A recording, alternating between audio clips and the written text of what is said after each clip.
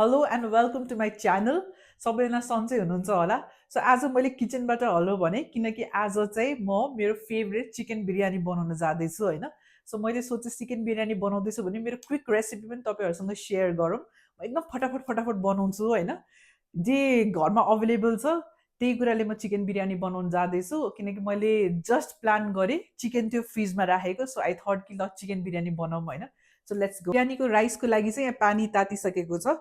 अब यो पानीमा चाहिँ म मसलाहरू एड गर्छु है त। अनि त्यसपछि चाहिँ त्यसमा म राइस राखेर बोइल गर्छु। सो पहिला चाहिँ मैले साबुत जिरा र सफहरू राखेँ अनि दुईवटा तेजपत्ता यो राखिसकेपछि यसमा चाहिँ त्यो राइसमा फ्लेभर चाहिँ एकदम मिठो आउँछ कि राइसको।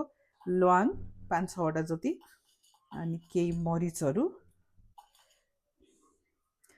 त्यसपछि एउटा यो जावित्री र सुकमेल अनि एउटा ठुलो सुकमेल। सो अब यो अलिक बोइल हुन्छ त्यसपछि यसमा म अब राइस एड गर्छु। यो राइसलाई चाहिँ 30 मिनट चाहिँ भिजाउन छोडिदिएको थिएँ अनि यो 30 मिनट्स ठ्याक्क भयो। यो राइस चाहिँ अब मजाले भिजिसकेको छ। अब यसलाई चाहिँ म बोइल गर्नको लागि चाहिँ राख्छु है त। ओके, पानी चाहिँ बोइल भइसक्यो। अब यसमा चाहिँ हामी राइस एड गरौँ है त।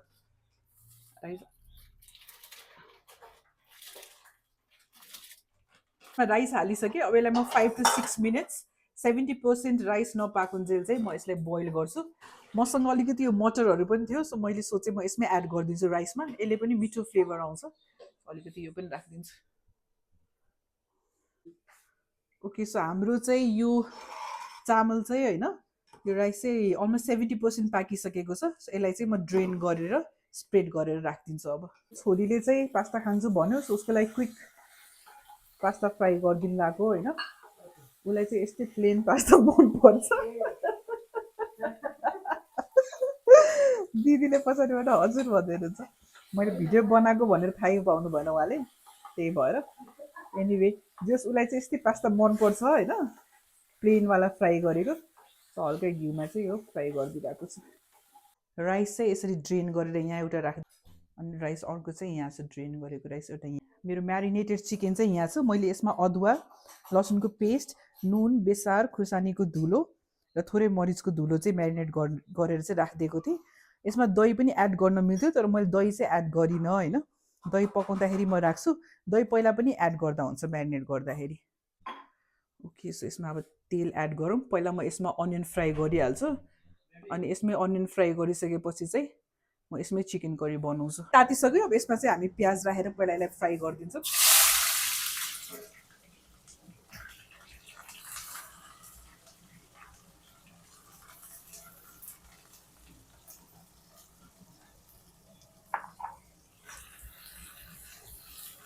म प्याजलाई एकदमै डार्क फ्राई चाहिँ गर्दिनँ। यो सब एकछिन यो फ्राई हुन्छ। अनियन चाहिँ फ्राई भइसकेको छ। मलाई चाहिँ यतिको मनपर्छ होइन, त्यही भएर म यतिको मात्रै फ्राई गरिरहेको छु। अब यसलाई चाहिँ निकालौँ।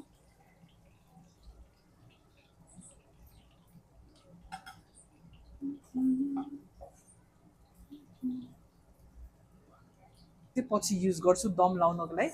अब यसबाट चाहिँ यो तेल अलिक बढी छ, तेललाई यसबाट तेल चाहिँ निकाल्छु। तेल निकालेपछि अनि यसमै प्याज एड गरेर चाहिँ अझै अब यसमा म चिकन पकाउँछु है। ओके, सो तेल तातिसक्यो। यसमा प्याज एड गर्छु। अघिकै तेल हामीले अनियन फ्राई गरेकै तेल चाहिँ मैले युज गर्दैछु होइन। धेरै तेल चाहिँ थियो, मैले निकालेँ आफूलाई चाहिने जति चाहिँ। अनि यसमा अघिको फ्राइड अनियन पनि मैले थोरै यसमै छोडिदिएको थिएँ। त्यसले पनि एकदमै राम्रो टेस्ट आउँछ कि मिठो टेस्ट आउँछ। त्यही भएर सो म नर्मली बिरयानी बनाउँदाखेरि जब म यो प्याज फ्राई गर्छु होइन, प्याज फ्राई गर्दाखेरि मैले अलरेडी फ्राइड अनियन पनि यसमा एड गर्छु कि सो दुइटैको मिक्स फ्लेभर चाहिँ एकदम मिठो आउँछ कि त्यही भएर। यसलाई अब म 1-2 मिनट्स प्याज पहिला फ्राई होस्, त्यसपछि यसमा अरू मसलाहरू राख्छु। सो अघि चाहिँ मैले म्यारिनेट गरेको चिकन चाहिँ अब म यसमा राख्छु। प्याज फ्राई भइसकेको छ।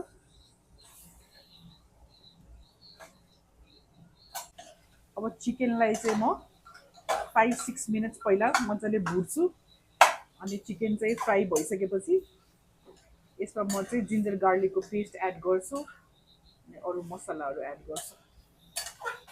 चिकन चाहिँ यहाँ फ्राई हुँदैछ।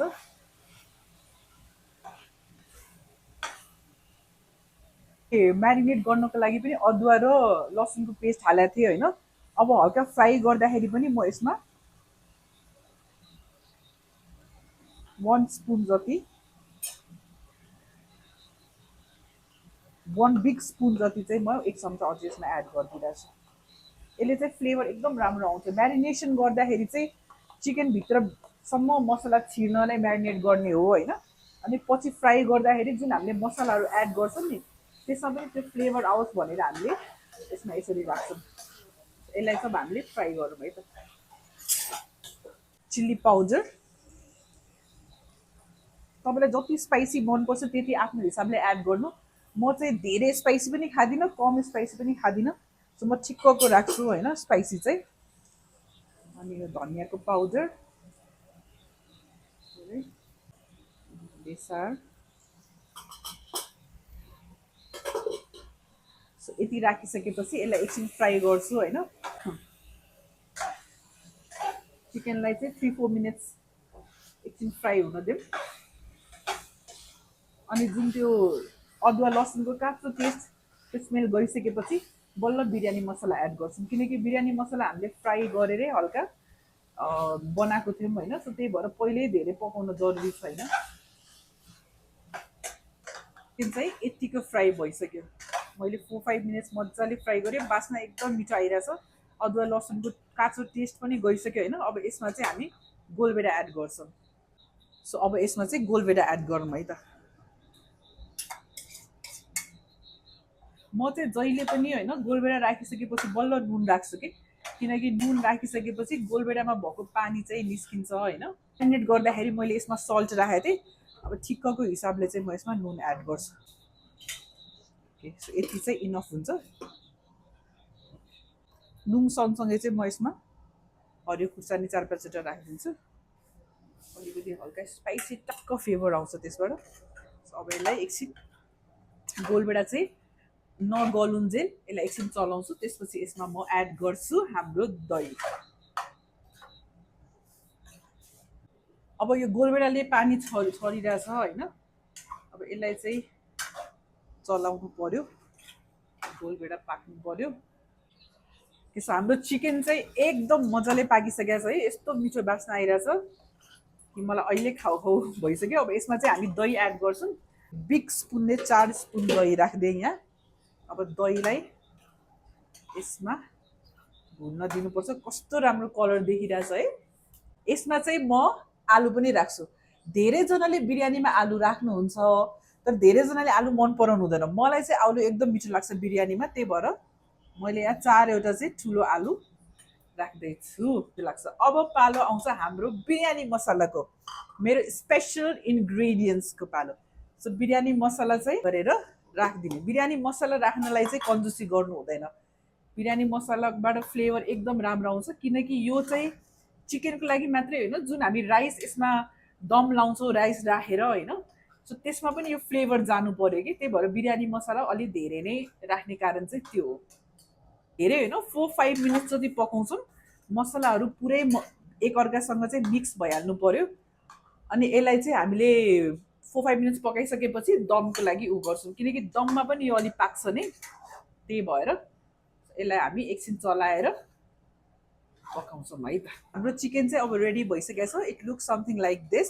अब यो 100% पाकेको छैन किनकि यसमा चाहिँ अब हामीले दम लगाउँछौँ होइन। सो दम लगाउँदाखेरि पनि यो पाक्छ। सो यो हजुरको 75 to 80% जति पाकेको छ। बाँकी चाहिँ मसलाहरू चाहिँ मजाले फ्राई भइसकेको छ होइन। बाँकी चिकन चाहिँ यो हामीले दम लगाउँदाखेरि नै पाकिहाल्छ। ओके, सो अब हाम्रो यो चिकनलाई हामीले राइसमा राखेर बिरयानीको अब दम दिन्छौँ है त। सो 1 लेयर राइस मैले यहाँ राखिसकेको छु। अब यसमा चाहिँ म यो चिकन एड गर्छु।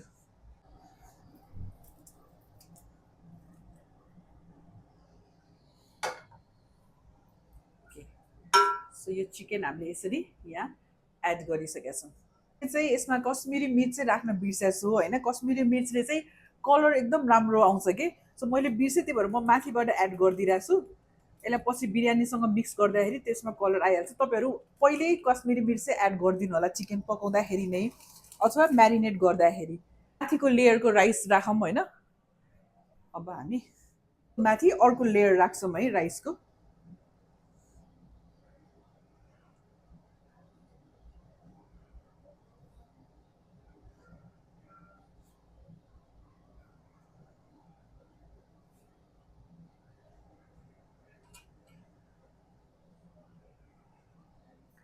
लेयर पनि राइस राखिसकेका छौँ।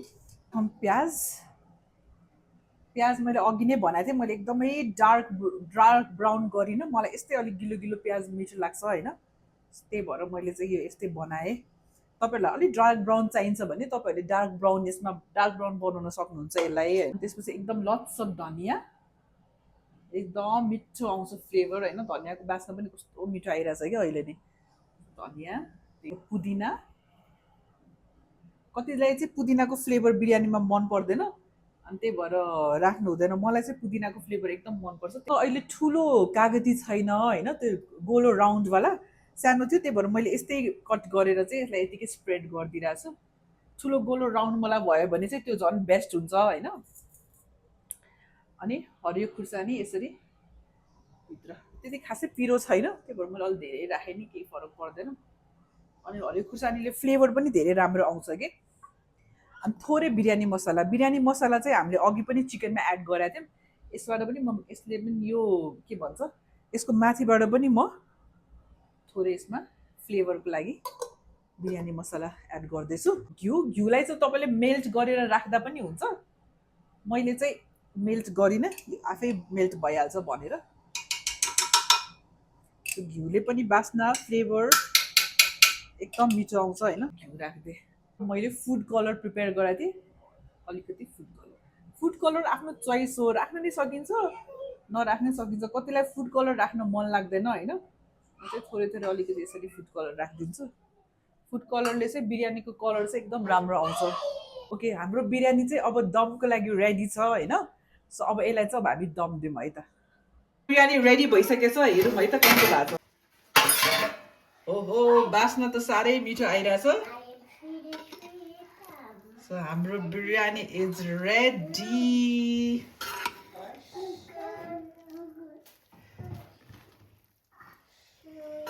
सो बिरयानी चाहिँ खानको लागि रेडी भइसक्यो। तपाईँहरूलाई पनि यदि यो रेसिपी ट्राई गर्नु छ भने गर्नु होला। आइ एम भेरी स्योर कि तपाईँहरू सबैलाई एकदम मनपर्छ। अब हामी चाहिँ बिरयानी खान्छौँ। ओके, सो हाम्रो बिरयानी यहाँ रेडी भइसकेको छ खानको लागि। पहिला म मेरो बुढालाई टेस्ट गराउँछु होइन, अनि उहाँले रिभ्यू दिनुहुन्छ। फर्स्टमा चाहिँ मेरो बुढाले रिभ्यू दिनुहुन्छ, रिभ्यू है त। ल ठिक छ,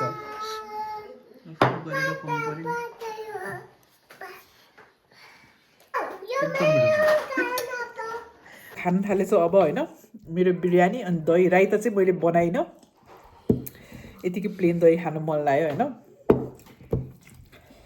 एकदम मिठो भएको छ। तिम्रो यहाँ हाल्यो, बसेर खाऊ। ओके, सो अब चाहिँ म खान्छु मेरो डिनर। तपाईँहरू पनि यो रेसिपी ट्राई गर्नु होला, आइ एम स्योर तपाईँलाई एकदम मिठो लाग्छ। ओके गाइज, सो मेरो चिकन बिरयानीको रेसिपी तपाईँहरूलाई कस्तो लाग्यो प्लिज भन्नु होला। आज क्विकली नै मैले बनाएँ, होप तपाईँहरूलाई मन पर्यो। If you like what you saw, then please do like, share and subscribe to my channel. सबैलाई भनिदेऊ good night. Good night. Subscribe to my channel. Okay guys, I'll see you in my next vlog with a new day. I hope you like my recipe. So please do like, share and subscribe to my channel.